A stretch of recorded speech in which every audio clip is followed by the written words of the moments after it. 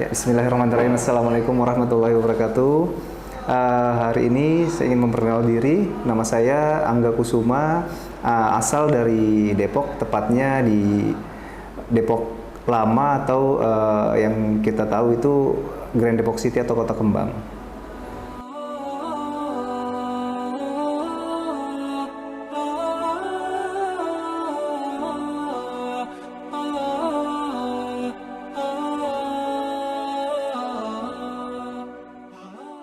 Permasalahan di riba kali ini yaitu masalah di KPR yang saya ambil pada tahun 2016.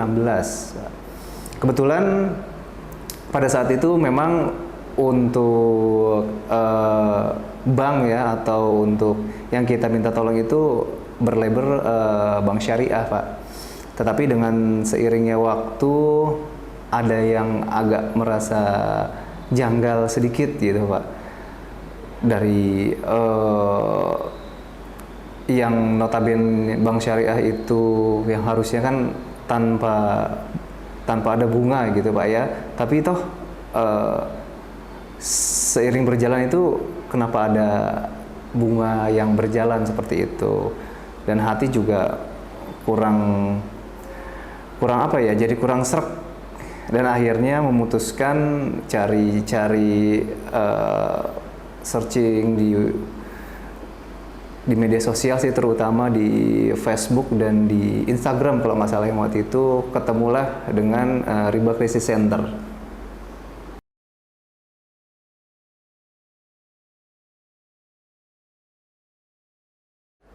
Kisah saya dimulai dari 2018. Saat itu melalui media online saya mencari-cari untuk apa ya, untuk organisasi atau untuk lembaga bantuan hukum yang bisa menyelesaikan masalah KPR saya yang notabene sudah termasuk dalam riba, untuk menyelesaikannya dengan secara baik atau secara bagus, agar tidak menimbulkan hal-hal yang tidak diinginkan, baik dari bank tersebut atau dari saya sendiri sebagai pelaku riba. Awal 2018 itu saya sempat mampir ke salah satu cabang di Geraha Cibinong, yang waktu itu dengan nama RCC ya, Riba Crisis Center, atau yang lebih banyak dikenal juga dengan nama Indra. Awal pertama ke sana itu untuk berkonsultasi dulu, untuk berkonsultasi gimana baiknya untuk permasalahan saya ini. Dan akhirnya dari lembaga Indra tersebut menyarankan untuk mengkuasakan secara hukum dari awal sampai nanti akhir ketika ingin melaksanakan pelunasan. Proses ini berjalan kurang lebih sekitar alhamdulillah 3 tahun ya. Awal itu pertama kali saya ke sana sudah dikuasakan hukum secara sah ya, secara sah kewarganegaraan Indonesia juga. Jadi Indra ini Indra ini menguasakan hak-hak saya atau hak-hak saya yang berkaitan dengan KPR rumah untuk diselesaikan secara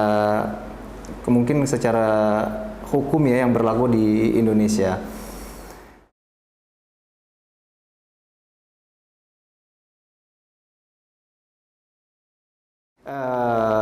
Collection beberapa kali ada, sempat awal-awal via telepon dulu ya, Pak ya. Biasalah kalau memang berhubungan dengan bank dan terlambat kan pasti kan ada telepon yang akan menghubungi kita sebagai punya hutang ya, Pak ya, sebagai pemilik hutang ya. Awal-awalnya itu memang alhamdulillah sih, karena memang bank syariah mungkin ya, notabene syariah, jadi mereka itu baik, artinya nggak secara kasar atau nggak secara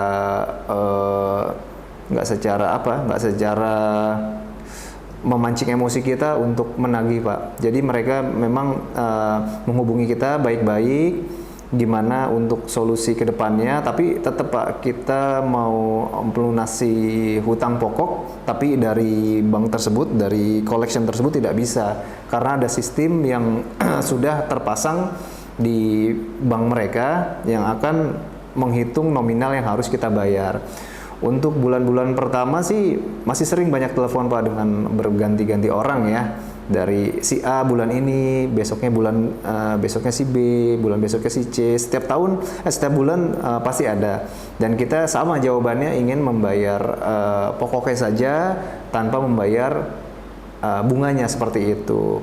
Tapi karena dari sistemnya tidak bisa, akhirnya mereka sempat ada yang datang ke rumah sih, ingin istilahnya ya, pahit-pahitnya itu ingin melelang rumah yang telah kita tempati, gitu Pak. Kalau kita tidak membayar cicilan yang sudah ditetapkan oleh bank tersebut. Tapi sih alhamdulillah di tahun-tahun kedua kolektor itu datang juga ya, kolektor datang ngobrol dan akhirnya ingin membuat kesepakatan juga gimana baiknya untuk permasalahan kita. Jadi cari win-win solution, tapi tetap memang tidak bisa memberikan apa yang diberikan Intra, yaitu hutang pokok saja yang kita minta tanpa ada bunga sedikit pun yang kita bayarkan, seperti itu Pak.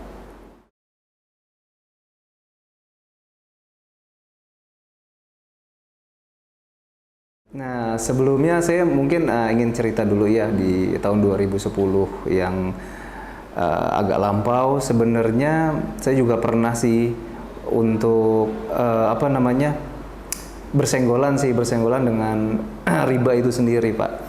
Jadi di 2010 itu tepatnya saya pekerjaan utama itu wirausaha, Pak. Dagang ya. Nah, dengan berjalannya waktu itu ada sedikit rayuan dari bank, yang kalau kita kenal sekarang itu UMKM. UMKM artinya mikro, kalau bahasanya mereka sih pinjaman mikro gitu Pak. Nah, dari situ memang sih sebenarnya sih untuk di situ tertulis jelas ada bunganya gitu, tapi karena saya memang masih minim mendalami agama gitu ya, karena kan basic dari sekolah dasar sampai lulus sekolah itu kan memang agamanya agak kurang Pak, di negeri semua gitu ya. Jadi ya kita main menyetujui gitu kan. Nah, sebenarnya saat itu sudah mulai terasa efeknya itu dari keluarga, terus dari suasana itu agak sedikit berbeda Pak. Dan yang terutama sih masalah penghasilan juga, pasti setelah kita melakukan praktek riba pastinya ada teguran dari Allah Subhanahu wa taala, seperti itu. Tapi dari 2010 ke 2016 itu terkadang saya ditolongin lagi oleh Allah, terus dijatuhkan lagi. Nah, itu sampai sekitar ya 5 tahun itu Pak. Jadi masih belum mengena banget gitu Pak. Dan akhirnya di 2016 itu baru terkena banget pukulannya yang benar-benar telak gitu, sampai di hati saya, seperti itu. Jadi perasaannya itu sehari-hari hawanya seperti panas Pak. Kalau memang sih mungkin kalau dari teman-teman yang lain sering sharing juga, teman dekat atau ya teman kantor atau teman usaha di toko gitu, memang beda-beda sih Pak, antara merasakan efeknya dahsyatnya riba itu sendiri Pak. Dari satu orang ke orang lain itu pasti beda. Tapi alhamdulillah saya sudah benar-benar tobat, tidak ingin melakukannya lagi. Akhirnya kita mencari solusi gimana baiknya untuk menyelesaikan rumah yang sudah terlanjur kita tanda tangani atau kita lakukan praktik riba tersebut.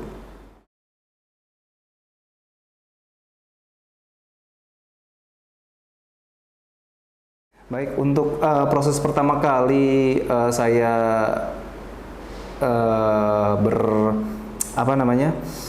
melakukan melakukan bagaimana caranya untuk melunaskan riba tersebut. Itu kan sebenarnya yang diberi arahan oleh alhamdulillah oleh Ustadz Taufik, founder dari RCC ini, ada 2 cara. Yang pertama itu melakukan amputasi, artinya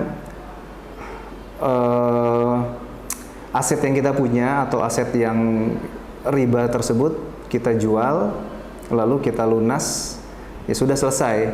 Tapi cara yang kedua ada lagi, yaitu untuk mencicilnya tanpa kita membayarkan bunga, hanya yang kita pinjam saja gitu. Untuk usaha yang pertama sebenarnya sudah saya lakukan yang waktu itu, karena memang saya sudah berazam gimana caranya harus selesaikan ini secepat mungkin.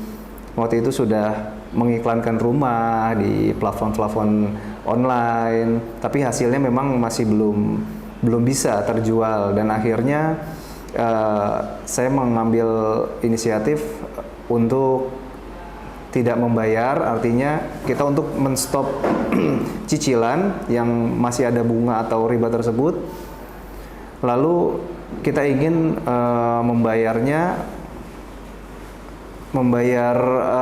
hutang pokoknya saja gitu, Pak.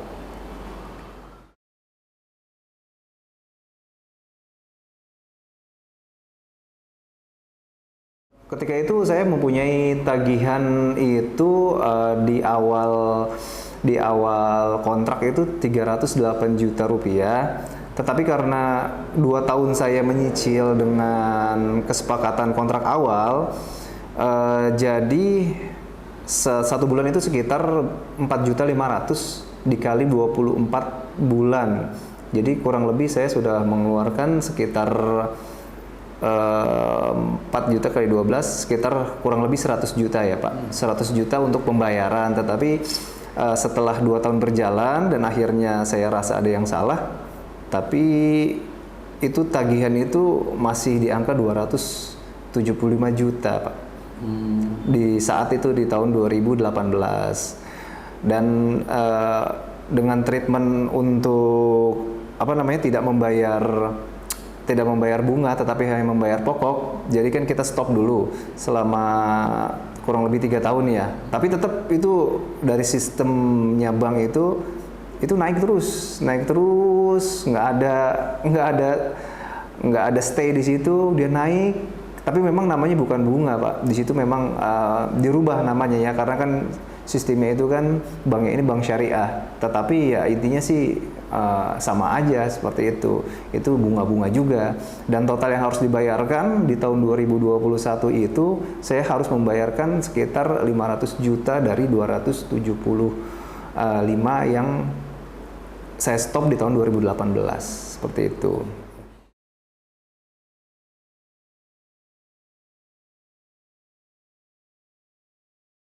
Untuk awal pertama kali saya ingin melunasi rumah itu kan dengan total tagihan sekitar 275 juta atau ya kurang lebih 300 juta lah. Sempat berpikir-pikir Pak, bagaimana caranya untuk mengumpulkan uang sebanyak itu, sedangkan kita memang sudah dananya sudah memang tidak ada lagi seperti itu. Makanya dari Intrad sendiri memang disarankan untuk membuat tabungan, yaitu yang berupa simpuh ya, simpanan pelunasan. Artinya ketika pelaku riba atau saya sebut sebagai apa ya Pak ya namanya, saya yang menguasakan ke Indra itu, triknya itu memang dari Indra memberikan saran untuk mengumpulkan uang cicilan kita per bulan, nanti dikumpulkan ke dana dari Indra atau RCC ini. Nanti ketika sudah mendekati atau sudah ingin mencukupi dengan total pelunasan, nanti di situ baru kita ajukan negosiasi dari Indra ke bank yang bersangkutan seperti itu.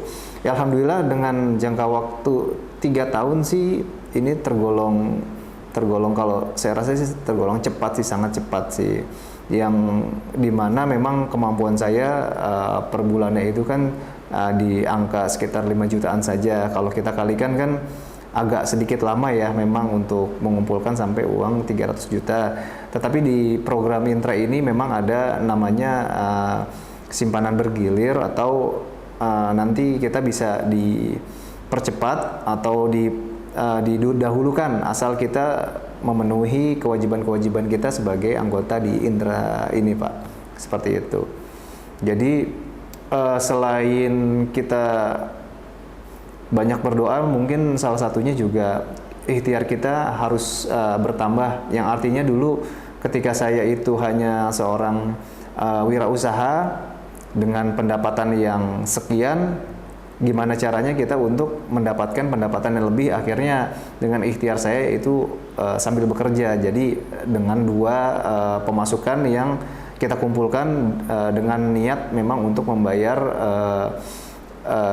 membayar pelunasan ini secepat mungkin, seperti itu, Pak.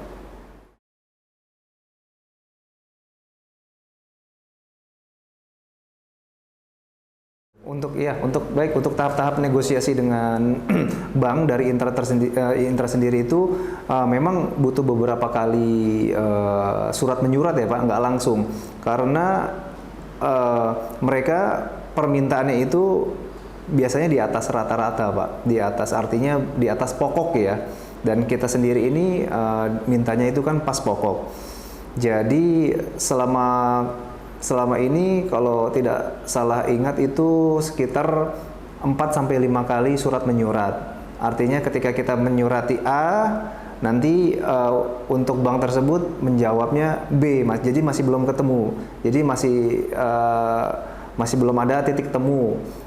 Sampai akhirnya itu di tahun 2021 ini alhamdulillah sudah ada titik temu yang ya kurang lebih sekitar 5 kali proses seperti itu, dan satu kali proses itu bervariasi sih, kadang ada yang 1 bulan, ada yang 2 bulan, jadi memang agak sedikit lama untuk proses surat menyuratnya tersebut.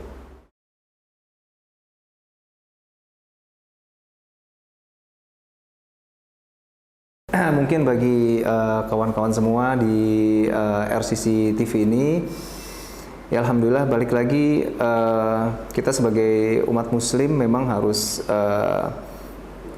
mengikuti tuntunan-tuntunan dari Nabi kita Muhammad SAW, dan kita berpatokan kepada Quran yang alhamdulillah yang bisa kita baca setiap hari. Jadi memang untuk riba ini sendiri memang ujiannya itu luar biasa, godaannya itu luar biasa sekali ya dari luar gitu. Kalau kiat-kiat saya sih sebenarnya untuk masalah riba ini, kalau kita belum mampu sih sebaiknya kita nggak usah kita paksakan. Toh ada baiknya ketika kita sudah mempunyai dana atau mempunyai kecukupan harta, ketika ingin membeli sesuatu atau ingin mempunyai sesuatu, memiliki itu dengan langsung membayarnya dengan tunai gitu, tidak pakai cicil-cicil seperti itu, Pak. Baik, mungkin kiat-kiat dari saya untuk menjauhkan riba untuk pemirsa RCC TV ini, mungkin untuk kehidupan kita, mungkin ya kita apa adanya sesuai kemampuan kita, jangan terlalu kita paksakan. Toh nanti suatu saat kita juga pasti akan memiliki apa yang kita inginkan, tapi dengan